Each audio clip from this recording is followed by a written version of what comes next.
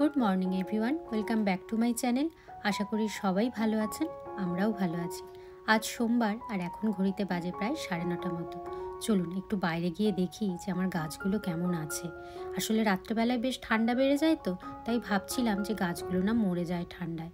যদিও অতটা ঠান্ডা নেই, কিন্তু তবুও ভয় লাগছিল। তাই সকালবেলায় 7 তাড়াতাড়ি এসে দেখছি যে গাছগুলো ঠিক আছে কিনা। আর এখানে দেখুন এই যে হ্যাঙ্গিং টবগুলো, আগের দিন আপনাদের এক ঝলক দেখিয়েছিলাম, কিন্তু ভালো করে দেখানো হয়নি। এই যে এগুলো আমি অ্যামাজন থেকে আনিয়েছি। আমার ডেসক্রিপশন বক্সে এগুলোর লিঙ্ক থাকবে, আপনারা চাইলে দেখে নিতে পারবেন। এগুলো 8 ইঞ্চির টব আর একসাথে 4টের সেট আছে এটার। তো আমার এখানে পর্চেই আমি ঝোলাবো, তো 4টে আরামসে হয়ে যাবে, তাই এগুলো আনিয়েছি। চলুন এবার ভেতরে যাই, বাইরে বেশ হালকা হালকা ঠান্ডা লাগছিল। আর এখানে দেখুন আমার জবা গাছেও দুটো কি সুন্দর ফুল ফুটেছে, আর একটাও ফুটেছিল, সেটা দেখলাম আজকে ঝরে গেছে শুকিয়ে, তো সেটাকেও টবের মধ্যে তুলে রাখলাম। আর বেলি গাছটাকেও বাইরে রেখেছি 2 দিন ধরে, যেহেতু টেম্পারেচার খুব বেশি কম ছিল না, তাই একটুখানি বাইরেই রেখেছি, যে বাইরের হাওয়া বাতাস ফেলে যদি বেলি গাছটা আবার একটু ঠিক হয়ে যায়। কারণ কিছুদিন যাবতই দেখছিলাম বেলি গাছটা একটু যেন কেমন খারাপ খারাপ হয়ে যাচ্ছে। আসলে আমার মনে হয় ওর রুটগুলো অনেক বেড়ে গেছে, মানে টবটা ছোট পড়ছে বা মাটিটা কম হচ্ছে। হয়তো টবটা চেঞ্জ করে আবার নতুন মাটি দিলেই আবার গাছটা ঠিকঠাক হয়ে যাবে। এখানে ব্রেকফাস্টও বানিয়ে নিচ্ছি তাড়াতাড়ি। আজকে আর রান্না বান্নার কিছু ঝামেলা নেই, যেহেতু আগের দিনের সব করা আছে। আর শুধু ওই জন্য ব্রেকফাস্ট বানিয়ে নিলেই হবে, গোলককেও দিয়ে চলে আসবো আর আমিও খেয়ে নেব। কারণ এখন যদি গাছের কাজ করতে যাই অনেক টাইম চলে যাবে, মানে অনেকগুলোই গাছ আছে, আবার টব আছে, সেগুলোতে মাটি ভরে গাছ লাগাতে লাগাতে বেশ অনেকটাই বেলা হয়ে যাবে। তাই একটু আমিও পেট ভরে খেয়ে নিচ্ছি। ব্রেকফাস্ট তো করে নিয়েছি, ভাবলাম একটু চিকেন বের করে যাই, কারণ গুবলু কি খাবে এসে সেটা আমি ভাবিনি। একটু যদি চিকেনের কিছু করে রাখি তাহলে আর ওর জন্য কিছু সেরকম ভাবতে হবে না। ভাবছি ফাইতার মশলাটা আছে, চিকেনটা দিয়ে ফাইতার একটু চিকেন ওরকম ফ্রাই করে দিলেই ওর খাওয়া হয়ে যাবে। আর এখানে আমি চিকেনটাকে ভিজিয়ে যাচ্ছি, কারণ এটার অনেকটাই টাইম লাগবে গলতে বরফটা, ততক্ষণ আমি কাজগুলো গিয়ে করি। কদিনই ওয়েদার খুব ভালো যাচ্ছে, তাই ভাবলাম গতকাল যে গাছগুলো কিনে এনেছি, আজকেও ওয়েদার ভালো, আজকের মধ্যে যদি লাগিয়ে নিই তাহলে বেশ ভালোই হয়। তাহলে গাছগুলো তাড়াতাড়ি গ্রো করতে থাকবে। আর এখানে একটা প্লাস্টিক নিয়ে নিলাম বড়। এগুলো আমাদের যখন ম্যাট্রেস কেনা হয়েছিল, ম্যাট্রেসের ওপরে যে প্লাস্টিকটা থাকে সেই প্লাস্টিকটা আমি ফেলিনি, জানি এগুলো কোনো না কোনো কাজে আসে। যখন আমার দেওয়ালে রং করেছিলাম তখন এই প্লাস্টিকগুলো পেতে রেখেছিলাম, যাতে ফ্লোরের ওপর রংটা না পড়ে। সেই প্লাস্টিকগুলোই আবার এখানে নিয়ে এসেছি।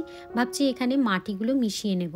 আসলে আমি এবারে শুধুমাত্র পটিং মিক্স ইউজ করব না, এর সাথে দেব কিছুটা গার্ডেন সয়েল যেটা থাকে। তো সেই দুটো মিশিয়েই আমি টবগুলোতে ভরবো। কারণ আমি দেখেছি পটিং মিক্সের যে সয়েলটা থাকে সেটা ভীষণই হালকা ঝুরঝুরে থাকে, সেটা খুবই ভালো, ইনডোর প্ল্যান্টের জন্য তো খুব ভালো। কিন্তু আমার আগের বছর গাছ লাগিয়ে মনে হয়েছিল যে যখন বাইরে কোনো গাছ লাগাই তখন যেন একটু গার্ডেন সয়েলটা দিলে ভালো হয়। পটিং মিক্সটা এতটাই হালকা ঝুরঝুরে থাকে, একটু রোদ বাতাস পেলেই কিন্তু ভীষণ ড্রাই হয়ে যায়। তাই আগের বছর খুব গাছে জল দিতে হচ্ছিল, আর গাছগুলোও যেন ঠিকঠাক গ্রো করছিল না। তাই মনে হয়েছিল এবারে যখন গাছ লাগাবো তখন একটু গার্ডেন সয়েল আর পটিং মিক্স দুটো মিশিয়ে দেব। দুটো মাটি মিশিয়ে দিলে আমার মনে হয় বাইরের গাছ লাগানোর পক্ষে এটা ভালো হয়। তো দেখি এবারে লাগিয়ে কেমন হয়, পরে কেমন হচ্ছে আপনাদের সাথে সেসব শেয়ার করবো। চলুন, এখানে 2 ধরনের মাটি, মানে এই পটিং মিক্স আর গার্ডেন সয়েল যেটা থাকে, দুটোকেই আমি খুব ভালোভাবে মিক্স করে নিয়েছি। এবারে টবগুলো সব নিয়ে আসি একে একে। কালকে ওই জন্যই সব এক জায়গায় এনে রেখেছিলাম, যাতে আজকে কিছুটা কাজ করতে সুবিধা হয়। যখন মাটি ভরছি ভাবছি এই ছোট টবগুলোর সাথে দুটো যে বড় টব আছে তার মধ্যে একটা টবও ভরে রেখে দিই, কারণ একটা টবের জন্যই আমি গাছ এনেছি। আরও কিছু গাছ আনবো যখন পরে, তখন আবার সেকেন্ড টবটাও মাটি ভরে লাগাবো। আসলে মাটি মিক্স করা আর টবে ভরা এই কাজটা করতে কিন্তু বেশ টাইম লাগে, তাই সবসময় এত টাইম পাওয়া যায় না। এখন করি, আবার বেশ কিছুদিন পর করব ভাবছি। চলুন, এই টবটা বেশ ভারীও আছে, মাটি ভরলে মনে হচ্ছে আরও ভারী হয়ে যাবে। তবে এতটা ডেপথ আছে, পুরোটা আমি এই নতুন মাটি দেব না, ভাবছি কিছুটা অন্য মাটি মানে পুরনো যে মাটি আছে সেটা দেব। চলুন আগে এই টবগুলো ভরে নিই, দেখি কতটা মাটি বাকি থাকে, হয়তো আর একবারও মিক্স করতে হতে পারে। এই গাছগুলো লাগিয়ে নিলেই যে আমার কাজ শেষ তা কিন্তু না, এখনও অনেক কাজ আছে, মানে ব্যাকইয়ার্ডের অনেক কাজ বাকি আছে। ব্যাকইয়ার্ডে আরও অনেক টব আছে, সেগুলোতেও প্রচুর গাছ লাগাতে হবে। তবে আরেকটু গরম পড়ুক, আরেকটু গরম পড়লে আরও অন্য ধরনের গাছ আসবে, তখন আবার সেগুলো লাগাবো। যেমন ওই যে বলেছিলাম গাঁদা, নয়নতারা, এগুলো দিয়ে তো পুজো করি, এগুলো এখনও আসেনি। আমি খুঁজেছি কিন্তু এখনও আসেনি, হয়তো আরেকটু গরম পড়লে তারপরে আসবে। তো চলুন, এখানে মোটামুটি ছোট ছোট টবগুলো সবই ভরা হয়ে গেছে, দেখলাম মাটি শেষ হয়ে গেছে। তো আমি ভাবলাম আর যেটুকু পটিং মিক্স আছে সেটুকুও ঢেলে দিই, তার মধ্যে আরও একটুখানি অন্য মাটি মানে গার্ডেন সয়েলও মিশিয়ে দেবো। আর এখানে এনেছি বড় টবটা, এগুলো হচ্ছে আগের বছরের টবে যেই মাটিগুলো ছিল সেই মাটিগুলো আমি এখানে দিচ্ছি, কারণ এত বড় টবটাই নতুন মাটি দেবার কোনো মানেই হয় না। তাই ভাবলাম একটু পুরনো মাটিও মিশিয়ে দিই এর সাথে। কিছুটা পুরনো মাটি দেওয়ার পর তারপরে এখানে যে নতুন মাটিগুলো মিক্স করে রেখেছিলাম সেটাও আমি এর মধ্যে ভরে নিচ্ছি। চলুন, মোটামুটি সমস্ত টবে মাটি ভরা হয়ে গেছে। তবে যতগুলো গাছ আমি কিনে এনেছি তার মধ্যে মনে হচ্ছে টব কম পড়বে, তাই ব্যাকইয়ার্ড থেকে আরও দুটো আমি বড় টব নিয়ে এলাম। এর মধ্যেও বেশ অনেকগুলো করে কিন্তু গাছ লাগানো যাবে। এবারে এই জায়গাটা আমি পরিষ্কার করে নিচ্ছি। আর দেখুন, প্লাস্টিকের ওপরে মাটিগুলো মিক্স করতে জায়গাটা কত ক্লিন আছে, প্লাস্টিকগুলো নোংরা হয়নি, ঝেড়ে রেখে দিলাম। আর এখানে এখন টবগুলো আমি সব পর্চের ওপর রাখছি, কারণ আমি যখন মাটি ভরছিলাম গায়ে বেশ এক দু ফোঁটা বৃষ্টি পড়ছিল, তাই ভাবলাম যদি হঠাৎ বৃষ্টি শুরু হয়ে যায়, তারপরে ওই রকম ঝুঁকে ঝুঁকে কাজ করতে, মানে কোমরটা এরকম নামিয়ে কাজ করতে বেশ কোমরে ব্যথাই লাগে। এখানে গাছ লাগানোর কাজটা ভাবলাম একটু দাঁড়িয়ে দাঁড়িয়েই করি, তাতে বেশ সুবিধে হবে। আর যদি হঠাৎ করে বৃষ্টিও আসে তাতেও কিন্তু কোনো অসুবিধা হবে না। এক একটা টবে ভাবছি 3টে থেকে 4টে মতো গাছ লাগাবো, খুব বেশি আমি গাছ লাগাবো না, তাহলে আবার গাছগুলো ভালোভাবে জায়গা না পেলে গ্রো করবে না। তাই এখানে আমি লাগিয়ে দিচ্ছি 3টে গাছ এই লম্বা যে টবগুলো আছে তার মধ্যে, কারণ এই পিটুনিয়াগুলো দেখেছি যখন বড় হয়ে যায় তখন বেশ ঝাঁকড়া হয় আর পুরো গাছ ভর্তি ফুল হয়। তাই এই 3টেই মনে হয় এই টবটার জন্য এনাফ। পিটুনিয়ার আরও অনেক কালার আছে, কিন্তু সব কালার এখনও আসেনি, এই পিঙ্ক আর পার্পেলটাই এসেছিল, তাই আমি এই দুটো নিয়ে এসেছি, কারণ আমার খুব ভালো লাগছিল এই দুটো কালারই, দুটোই নিয়ে চলে এসেছি। তবে এর আরও ডুয়েল কালার যেগুলো হয় সেগুলোও দেখতে ভীষণ সুন্দর লাগে। তবে আসুক, আরও পরে পরে যখন আসবে তখন আবার অল্প অল্প করে তখন লাগাবো এনে। আর কি সুন্দর লাগছে দেখুন। আমার খুব ইচ্ছে ছিল ওই পার্পেল যে পিটুনিয়াটা আছে সেটার সাথে হলুদটা লাগানো, কিন্তু এই দুটো গাছ আলাদা, তাই ভাবলাম দুটো গাছ যখন আলাদা তখন আলাদা আলাদাই থাক। পিটুনিয়ারই যদি হলুদ রঙের হতো তাহলে হয়তো আমি ওই পার্পেলটার সাথে লাগাতাম, দেখতে কিন্তু দারুণ লাগতো। ছোট টবগুলোই গাছ সব লাগানো হয়ে গেছে, এবারে ভাবছি এই বড় টবটাই লাগিয়ে দিই। এখানে দেখুন, বড় টবে লাগানোর জন্য আমি একটা গাছ এনেছি, এটা হচ্ছে পেরিনিয়াল, এর নাম আমি জানি না, দেখে খুব সুন্দর লাগলো গাছটা, মনে হলো দরজার সামনে থাকলে এটা খুব সুন্দর দেখতে লাগবে, তাই একটাই এনেছি। আর এখানে দেখুন, এর গোড়াটাকে আমি ভালোভাবে হাতে করে একটুখানি প্রেস করছি, যাতে মাটিটা একটুখানি নরম হয়, ঝুরঝুরে হয়, যাতে যে টাইট হয়ে আছে সেটা যাতে একটু লুজ হয়ে যায়, যাতে আবার গাছটাকে লাগালে শিকড়গুলো সুন্দরভাবে গ্রো করতে থাকে, মানে ইজিলি গ্রো করতে থাকে। এর মধ্যে আবার একটু মাটি দিয়ে দিলাম, কারণ এর ধারে ধারে ভাবছি যে সিজন ফ্লাওয়ারগুলো আছে, মানে পিটুনিয়া, বাকি যে কালার যে ফুলের গাছগুলো আছে সেগুলো একটা একটা করে লাগিয়ে দেব, তাহলে এটা দেখতে কিন্তু দারুণ লাগবে সবুজের মধ্যে।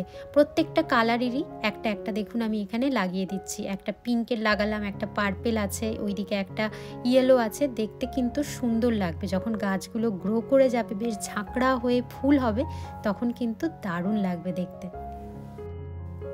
আমি সারাদিন যা কাজই করি না কেন ক্লান্ত হয়ে যাই, কিন্তু এই কাজটা করতে আমি একদমই ক্লান্ত হই না। আমার এত ভালো লাগে বাগানের কাজ করতে, গাছের কাজ করতে ভীষণ আমি পছন্দ করি। তাই যখনই সময় পাই তখনই গাছের কিছু না কিছু কাজ করতে থাকি। আর দেখবেন গাছের কাজ করলে কিন্তু মনও অনেক ভালো হয়ে যায়।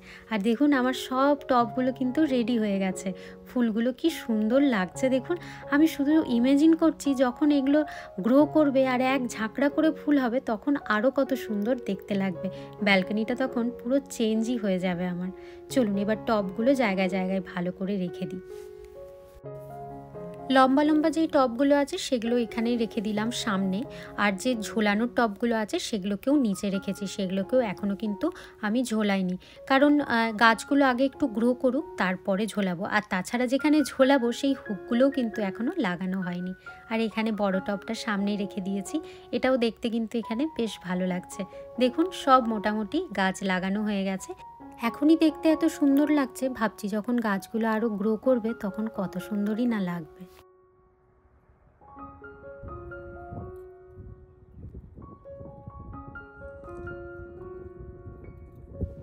দেখেছেন কি হাওয়া শুরু হয়ে গেল এর মধ্যে। ভাগ্যিস গাছগুলোকে ওপরে রেখে দিয়েছি। আর এখানে এখন একটু একটু করে জলও দিয়ে দিচ্ছি। মাটিটা বেশ শুকনো, তাই গাছগুলো একটু ভালো করে জল দিয়ে দিচ্ছি। খুব বেশি দেব না, কারণ এই গাছগুলোর নাকি খুব বেশি জলের দরকার হয় না। জাস্ট মাটিটা হালকা ময়েস্ট হয়ে যাবে এইরকমভাবেই ভিজিয়ে দিচ্ছি। চলুন, অনেকটা বেলা হয়ে গেছে এইসব কাজ সারতে সারতে। আর বাকি যেই গাছগুলো আছে সেগুলো এখানেই থাক, আবার বেশ কিছুদিন পর লাগাবো। এবারে যাই, চলুন একটু রান্না বান্নারও আছে সেগুলো করে নিই। এখানে দেখুন প্যান বসিয়ে দিয়েছি, আর চিকেনগুলো বেশ নরম হয়ে গেছিলো। এগুলোর মধ্যে মশলাটা দিয়ে জাস্ট ফ্রাই করে নেব, কারণ গুবলুর জন্য একটু এরকম চিকেন ফ্রাই করে দিলেই ওর রোল করে কিছু রুটি বা টর্টিলার সাথে ও খেয়ে নেয়। একটু সস টস দিয়ে দিলে বেশ ভালোই লাগে খেতে। তাই ভাবলাম চিকেনগুলো আছে, চিকেনগুলো সব এরকম ফ্রাই করে রেখে দিই, তো রোজই একটু একটু করে ও খেতে পারবে। আর এক সাইডে ভাতও বসিয়ে দিয়েছি। আমাদের বেশ কিছু রান্না ফ্রিজে আছে, সেগুলো বের করে নিলেই হয়ে যাবে। আর ঘড়িতে দেখুন প্রায় 1টা বাজতে যায়, এখনও কিন্তু আজ আমার স্নান হয়নি। যেহেতু মাটির কাজ করব ভেবেছিলাম, তাই স্নানও করিনি আর পুজোও হয়নি আজকে। তাই এই সব কাজগুলো করে একেবারে স্নান করে এসে পুজোটা করে তারপরে লাঞ্চ করব। চলুন, চিকেনটাও হয়ে গেছে, এবারে তুলে নেব। পিস পিস করে নিলেই এরপর হয়ে যাবে। আর ওইদিকে যে রাইসটা বসিয়েছিলাম সেটাও কিন্তু হয়ে গেছে। Good morning everyone. আজ হলো নেক্সট ডে, মানে আজ হচ্ছে টিউসডে। আর এখন ঘড়িতে বাজে সকাল 6টা।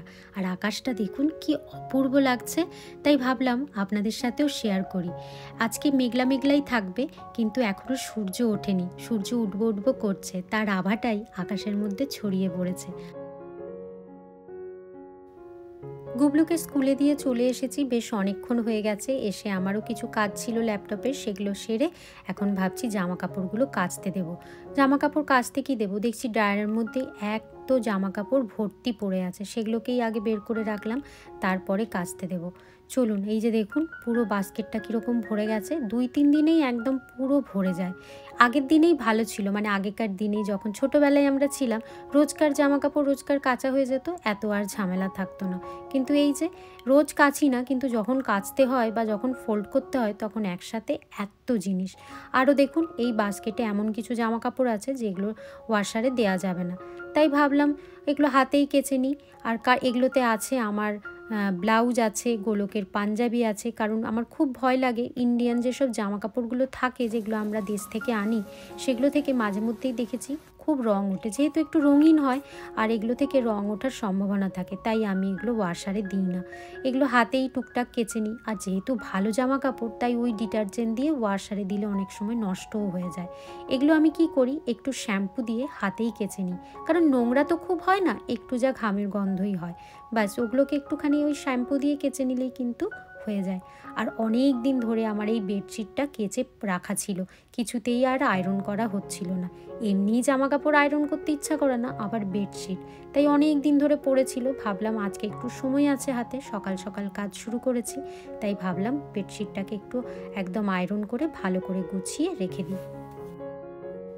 আপনারা দেখে হয়তো অনেকেই ভাববেন বেডশিট আবার কেউ আয়রন করে নাকি, কিন্তু আমি করি জানেন তো। আগে করতাম না, কিন্তু এগুলো না খুব ভালো বেডশিট।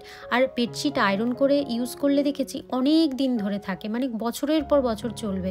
কিন্তু যদি এরকম কুঁচকে যায় তাহলে সেগুলো কিন্তু চট করে নষ্ট হয়ে যায়। কিন্তু এই বেডশিটগুলো আপনারা আয়রন করে করে চালাবেন, মানে আপনারা নিজেরাও যদি আয়রন না করতে পারেন, যারা দেশে থাকেন ওখানে তো অনেকটাই সস্তা হয় বাইরে আয়রন করতে দিলে, মানে লন্ড্রিতে দিলে, সেখান থেকে আয়রন করিয়ে আপনারা ইউজ করবেন, দেখবেন অনেক দিন ধরে বেডশিট কিন্তু ইউজ করতে পারবেন এবং তার রং কোয়ালিটি দুটোই কিন্তু খুব ভালো থাকবে। আর আয়রন করা বেডশিট পাতলেও কিন্তু দেখতে খুব সুন্দর লাগে, কুঁচকে থাকলে কীরকম বিচ্ছিরি লাগে। আর বাইরেটা দেখুন কি অবস্থা, এসব আমি কাজ সারছি তার মধ্যেই দেখছি বাইরেটা পুরো কালো একদম ঘোর হয়ে এসছে, মনে হচ্ছে এক্ষুনি বৃষ্টি ঝাঁপিয়ে নামবে। আয়রন করতে করতে অনেকটাই টাইম লেগে গেছে, ততক্ষণে জামা কাপড়গুলো ভালো মতোই এখানে ভিজে গেছে। এবারে ভাবছি ভালো করে থুপে কেচে নেব। আসলে এইভাবে কাচতে না ভীষণ অসুবিধা হয়, কিন্তু উপায় নেই, এই টাইপের জামাগুলো না এইভাবেই কাচতে হয়। আর এক দুটো সাদা জিনিস ওয়াশারে দিতে গেলে খুব অসুবিধা, কারণ এক দুটো জিনিস ওয়াশারে কিভাবে দেব, অল্প জামা কাপড় দেওয়া যায় না। তাই ভাবলাম এগুলো হাতেই কেচে নিই, বেশি তো কাচার কিছু না, জাস্ট হালকা করে একটু থুপে নেওয়া। এগুলো থাক, এখানে একটু জল ঝরুক, ততক্ষণ বাকিগুলো যে ড্রাইং র্যাকটা আছে সেখানে দিয়ে দিই। এগুলো ভালো করে নিংড়ে নেওয়া গেছে জলটা, তাই এগুলোকে ড্রাইং র্যাকে দিয়ে দিলাম। সকাল থেকে কাজ সারতে সারতে বেশ ক্লান্তই হয়ে গেছিলাম, তাই সকালে রান্না আর আপনাদের সাথে শেয়ার করিনি। ভাবলাম রাত্রে যে রান্না করব সেটাই আপনাদের সাথে শেয়ার করব, তাই চলে এসেছি রাত্রে স্পেশাল কিছু বানাবো, সেটাই আপনাদের সাথে শেয়ার করতে। এখানে দেখুন আমি পনির কেটে নিয়েছি, এখানে কুচি কুচি করে পেঁয়াজ কেটে নিয়েছি, এখানে টমেটো আছে, এখানে দু ধরনের ক্যাপসিকাম আছে, আর বাটিতে অল্প একটু রসুন আছে, আর এখানে আছে অল্প একটু পেঁয়াজ কুচি, সাথে শসা কুচি আর ময়দা মেখে রেখে দিয়েছি। আসলে বানাবো এখানে পনির রোল, তার জন্য এইভাবে এখানে রুটির মতো করে বেলে নিচ্ছি, আর তার মধ্যে দিয়ে দিচ্ছি অল্প একটু তেল। তেলটাকে ভালো করে বুলিয়ে নিতে হবে এবং তার উপরে দিয়ে দেবো এরকম একটু ময়দার গুঁড়ো, দিয়ে এটাকে এইভাবে ফোল্ড করে নিতে হবে, যেরকম আমরা কুচি করি ঠিক সেভাবে, মানে প্লিটের মতো করে। তারপরে আবার এটাকে এরকমভাবে গোল করে নিতে হবে গুটিয়ে, যাতে এটা একটা আবার লেচির আকার হয়ে যায়। পরোটার জন্য লেচিগুলো সব বানানো হয়ে গেছে, এবারে ভাবছি পনিরটাকে রেডি করে নিই, মানে পনিরের যে মশলাটা বানাবো সেটা। এখানে দেখুন তেল গরম হয়ে যেতেই তেলে দিয়ে দিলাম রসুন কুচি, রসুনটা একটু ভাজা হয়ে যেতেই অ্যাড করে দিলাম পেঁয়াজ কুচি। পেঁয়াজটা যখন হালকা ভাজা হয়ে যাবে তার মধ্যে অ্যাড করে দেবো ক্যাপসিকাম কুচিগুলো, দিয়ে এগুলোকে ভালো করে একটুখানি নাড়াচাড়া করে ভেজে নিতে হবে। এগুলো যখন অল্প ভাজা হবে তার মধ্যে অ্যাড করে দেবো কেটে রাখা টমেটো, দিয়ে টমেটোটাকেও নরম হওয়া অবধি এটাকে ভাজতে হবে ভালো করে। তার মধ্যে দিয়ে দিচ্ছি পরিমাণ মতো নুন। নুন দেবার পর আর একটু নরম হয়ে যাবে, তারপরে অ্যাড করে দেবো এখানে কেটে রাখা পনিরটাকে একসাথে ভালো করে এটার সাথে মিক্স করে নিতে হবে। এটা যখন ভালোভাবে মিক্স হয়ে যাবে তখন এর মধ্যে দিয়ে দেবো অল্প একটুখানি গরম মশলা, আমাদের যে বেঙ্গলি গরম মশলা বা যে কোনো গরম মশলা দিলেই হবে। দিয়ে এটাকে আবার একটু নাড়াচাড়া করে এর মধ্যে অ্যাড করে দেবো যে ম্যাগির টমেটো কেচাপ আছে।